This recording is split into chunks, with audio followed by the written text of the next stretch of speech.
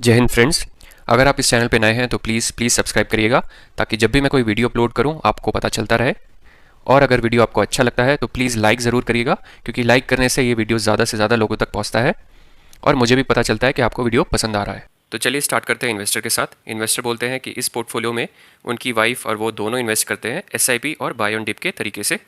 उन्होंने अपनी investing journey start करी थी जनवरी 22 में और उनकी एज अभी है 28 ईयर्स और वो कहते हैं कि वो रिस्क लेने के लिए भी तैयार है।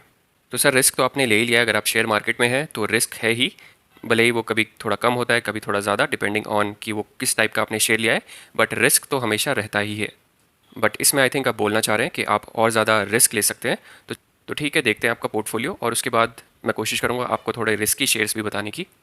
और वो मेंशन करते हैं कि वो हटाना चाहते हैं अपने पोर्टफोलियो से alkyl amines, Reliance, Relaxo, Tata power, Nykaa, Jubilant food और न्यू जेन केमिकल में वो ऐड करना चाहते हैं 25,000 रुपये और उसको वो रखना चाहते हैं।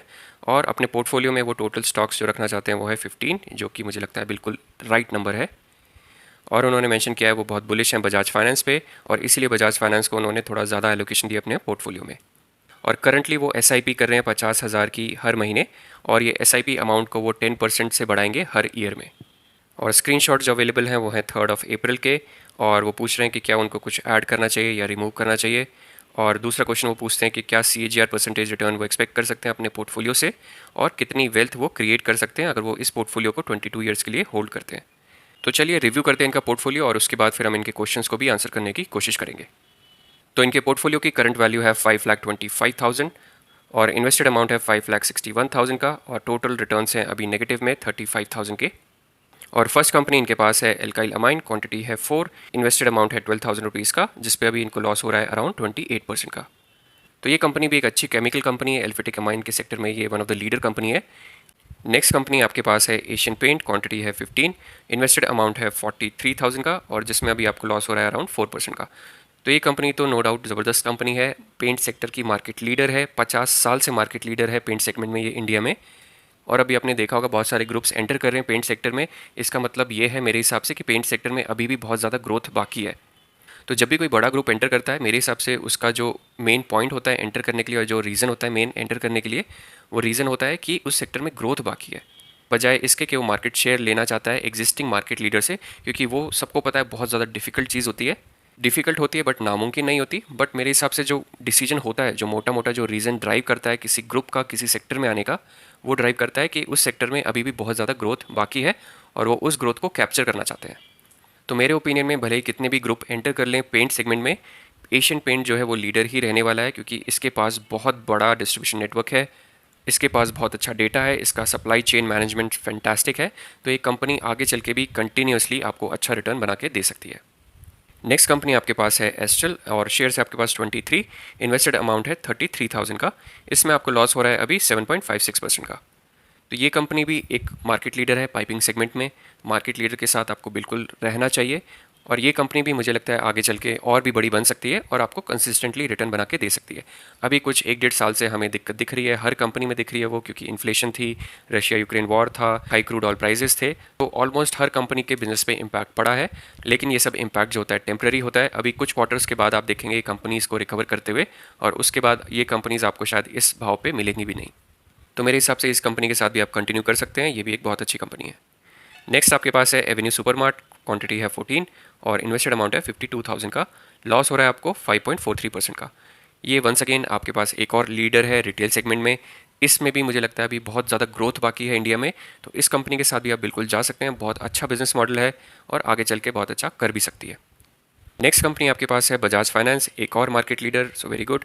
क्वांटिटी है आपके पास 12 और इन्वेस्टेड अमाउंट है 77,000 का, लॉस हो रहा है अभी आपको 11.66% का।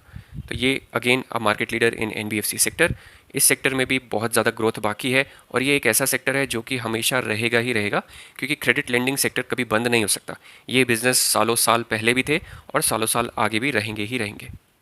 और बजाज फाइनेंस के पास एडवांटेज ये है कि ये टेक्नोलॉजी को बहुत अच्छी तरीके से यूज़ करता है, डेटा इसके पास कस्टमर्स का बहुत अच्छा है और उस डेटा के बेसिस पे ये लोन देता है और उस लोन को ये रिकवर भी बहुत अच्छा परसेंटेज में कर पाता है, इसीलिए इसके जो NPAs होते हैं वो बहुत ज़्यादा कम होते हैं। नेक्स्ट कंपनी आपके पास है फाइन ऑर्गेनिक्स, क्वांटिटी है 10, इन्वेस्टेड अमाउंट है 50,000 का, लॉस हो रहा है अभी आपको अराउंड 15%। ये कंपनी भी वंस अगेन एक मार्केट लीडर है ओलियो बेस्ड एडिक्टिव्स में, जो कि यूज्ड होते हैं काफ़ी एसेंशियल इंडस्ट्रीज़ में। तो ये कंपनी का बिजनेस भी बहुत ज़्यादा स्ट्रांग है। मुझे लगता है ये कंपनी भी आगे चल के बहुत बड़ी कंपनी बन सकती है। अभी ये एक छोटी कंपनी या स्मॉल कैप कंपनी है, तो इसके साथ भी आप बिल्कुल जुड़े रहिए, चिपके रहिए। आगे चल के ये कंपनी बहुत अच्छा कर सकती है। नेक्स्ट कंपनी आपके पास है हैप्पीएस्ट माइंड, क्वांटिटी है 27, इन्वेस्टेड अमाउंट है 25,000 का, और लॉस हो रहा है अभी आपको 17.46%। तो इस कंपनी के साथ भी आप जा सकते हैं। आईटी सेक्टर से ही बिलोंग करती है, स्मॉल कैप कंपनी है, आगे चल के ये भी अच्छा कर सकती है। नेक्स्ट है आपके पास होम फर्स्ट फाइनेंस, क्वांटिटी है 35 और इन्वेस्टेड अमाउंट है 25,000 का, लॉस हो रहा है अभी आपको 1% का। ये भी अगेन एक बहुत अच्छी कंपनी है, हाउसिंग फाइनेंस सेक्टर से बिलोंग करती है और उस सेक्टर में ये फास्टेस्ट ग्रोइंग कंपनी है। तो बजाज फाइनेंस आपके पास है मार्केट लीडर एनबीएफसी सेक्टर का, और दूसरी कंपनी आपके पास एनबीएफसी सेक्टर की है होम फर्स्ट फाइनेंस, जो कि बहुत तेज़ी में ग्रोथ दिखा रही है। तो बहुत अच्छा कॉम्बिनेशन है, बिल्कुल आप इसको रख सकते हैं। नेक्स्ट कंपनी आपके पास है आईसीआईसी बैंक, क्वांटिटी है 26, इन्वेस्टेड अमाउंट है 19,000 का, और आपको प्रॉफिट हो रहा है 20% का। तो ये अगेन एक बहुत अच्छा क्वालिटी बैंक है, इसके साथ आप बिल्कुल जा सकते हैं। ICICI bank, HDFC bank, Kotak bank, इन 3 बैंक में से आप किसी भी बैंक के साथ जा सकते हैं जिस बैंक के ऊपर आपको ज़्यादा कन्विक्शन हो, क्योंकि बैंकिंग सेक्टर भी एक एसेंशियल सेक्टर है और आगे चल के ये भी बहुत अच्छा करेगा इंडिया में। नेक्स्ट आपके पास है जुबिलेंट फूड और डोमिनोज, क्वांटिटी है आपके पास 15, इन्वेस्टेड अमाउंट है 9,600 का, लॉस हो रहा है अभी आपको 32% का। तो ये भी एक अच्छी कंपनी है, फूड सेक्टर से बिलोंग करती है। डोमिनोज की फ्रेंचाइज है इसके पास, डंकिंग डोनट्स की फ्रेंचाइज है, पॉपाई की फ्रेंचाइज है, प्लस इनके पास एक अपना होम ग्रोन ब्रांड भी है जो कि है हॉन्ग्स किचन। तो अच्छी कंपनी है मेरे हिसाब से। ये भी इंडिया में मुझे लगता है ये भी कंपनी अच्छा कर सकती है आगे 5 से 10 सालों में, क्योंकि इंडिया अभी स्टिल एक डेवलपिंग नेशन है और इंडिया में जो पॉपुलेशन है वो भी काफ़ी यंग है, और यंगस्टर जो होते हैं वो इस तरीके के फूड को ज़्यादा प्रेफर करते हैं, पसंद करते हैं। तो ये कंपनी मेरे हिसाब से तो अच्छा कर सकती है, बट आपने बोला है कि आपको इससे एग्जिट होना है, तो बिल्कुल आप एग्जिट हो सकते हैं, कोई दिक्कत नहीं है उसमें। अगेन आपके कन्विक्शन पे डिपेंड करता है। नेक्स्ट कंपनी आपके पास है L T I mind tree, quantity है 6, इन्वेस्टेड अमाउंट है 27,000 का, प्रॉफिट हो रहा है अभी आपको 4% का। तो ये भी एक ज़बरदस्त कंपनी है, आईटी सेक्टर से बिलोंग करती है। तो आईटी सेक्टर में जो हैवी वेट कंपनीज़ है उसमें से आपने एल टी आई को चुना है, तो अच्छी चॉइस है, क्योंकि अच्छी तरीके से ग्रो कर रही है हैवी वेट सेगमेंट्स में। तो एल टी आई अगेन वही कॉम्बिनेशन आपने रखा है जो कि बहुत अच्छा है, एक बड़ी कंपनी सेक्टर की और एक छोटी कंपनी जो कि है हैप्पीएस्ट माइंड। नेक्स्ट कंपनी आपके पास है न्यूजन केमिकल, क्वांटिटी है 3, इन्वेस्टेड अमाउंट है अभी 3,600, प्रॉफिट हो रहा है अभी आपको 5% का। तो ये भी एक अच्छी कंपनी है, केमिकल सेक्टर से बिलोंग करती है, स्मॉल कैप है। तो इसके साथ आपने बोला आप 25,000 इसमें इन्वेस्ट करना चाहते हैं, मेरे हिसाब से कर सकते हैं, क्योंकि ग्रोथ अच्छा दिखा रही है कंपनी, तो आगे चल के अच्छा कर सकती है। नेक्स्ट कंपनी आपके पास है नाइका, क्वांटिटी है 6, इन्वेस्टेड अमाउंट है 1,500 का, लॉस हो रहा है 50% का। तो इस कंपनी से आपने बोला कि आपको एग्जिट करना है, तो मेरे हिसाब से एग्जिट कर लेना चाहिए। हालांकि बिजनेस जो है कंपनी का, बिजनेस अच्छा है, काफ़ी अच्छा बिजनेस है। सिर्फ जो प्रॉब्लम मुझे एक नज़र आती है इस कंपनी में वो है इसकी वैल्यूएशन, जो कि बहुत ही ज़्यादा अजीबोगरीब है। तो उस हिसाब से मुझे लगता है कि इस कंपनी में रहना नहीं चाहिए अभी, या इसमें इन्वेस्टमेंट करने से अभी बचना चाहिए। नेक्स्ट कंपनी आपके पास है पीडीलाइट, क्वांटिटी है 11, इन्वेस्टेड अमाउंट है 26,000, लॉस है अभी 1% का। तो ये कंपनी भी एशियन पेंट की तरह ही एक कंसिस्टेंट कंपाउंडर कंपनी है, जो कि कंसिस्टेंटली अपने शेयर होल्डर्स का पैसा बनाती रहती है, 5 साल में, 3 साल में, 10 साल में 20% के अराउंड CAGR के हिसाब से।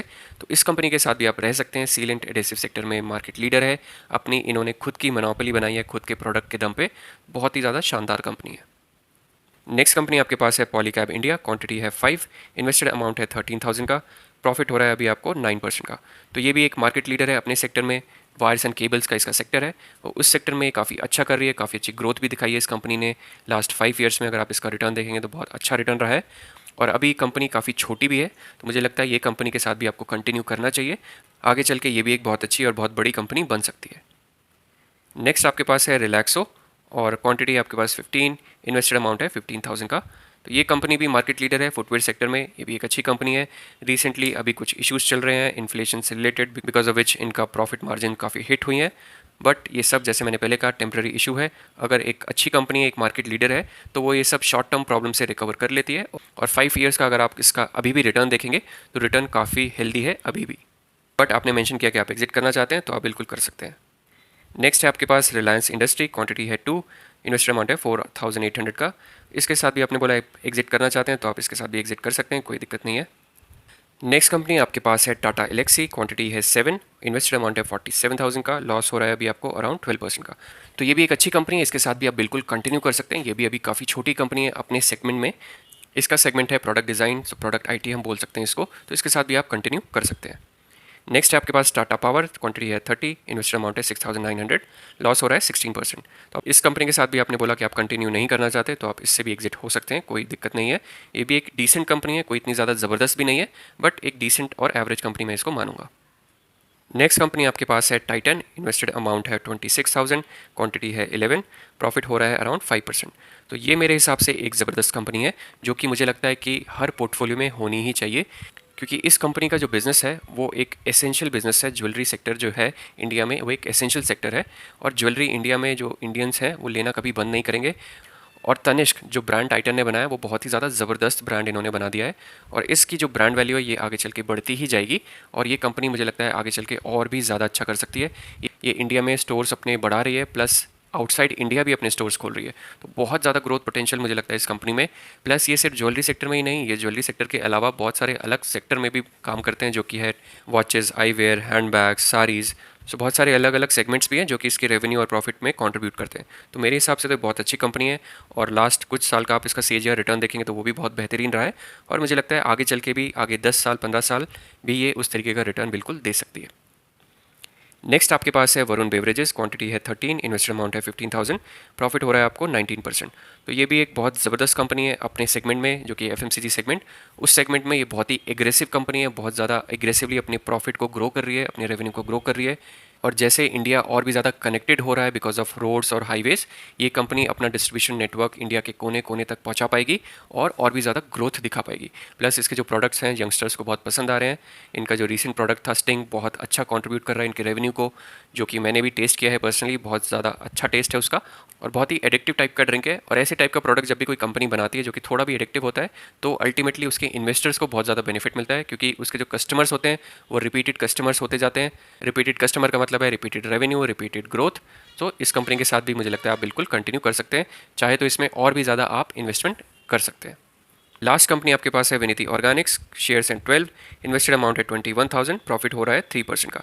तो ये भी अच्छी कंपनी है, केमिकल सेक्टर से बिलोंग करती है, और जिस सेगमेंट में ये काम करती है, जो ये प्रोडक्ट बनाती है, उस सेगमेंट में इसके पास 50% मार्केट शेयर है ग्लोबली, इंडिया में नहीं ग्लोबली। तो ये कंपनी भी बहुत ज़बरदस्त है, बहुत अच्छी है, आगे चल के मेरे हिसाब से ये भी बहुत अच्छा कर सकती है, इसके साथ भी बिल्कुल कंटिन्यू किया जा सकता है। तो मेरे हिसाब से आपके पोर्टफोलियो में जो कंपनीज़ हैं बहुत अच्छी कंपनीज़ हैं, मैक्सिमम जो मैंने देखा है वो मार्केट लीडर कंपनीज़ है, या कंपनीज़ वो हैं जिनके पास अच्छा मार्केट शेयर है।